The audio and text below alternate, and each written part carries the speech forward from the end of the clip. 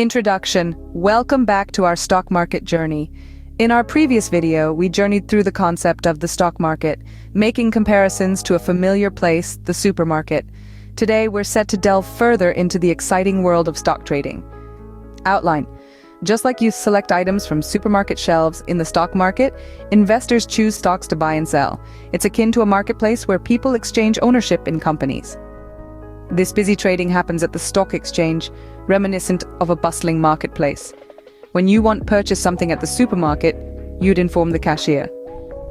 Similarly, in the stock market, you place orders with your broker to buy or sell stocks. Imagine market orders as buying items at the listed price, like snatching the last pack of cookies. Limit orders resemble asking for a discount, where you set a specific price you're willing to pay.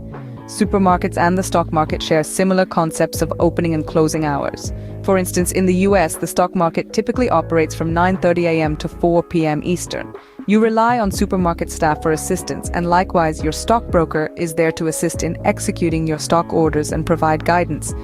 When shopping, you pay at the checkout, and in the stock market, once you've traded, funds are settled between you and the seller through your brokers.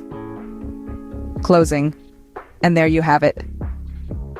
Stock trading can be likened to shopping in a marketplace with buyers and sellers converging at the stock exchange. You place orders through brokers, similar to asking for specific items at the supermarket. Stay tuned for our next video, where we'll explore the various types of stocks you can shop for.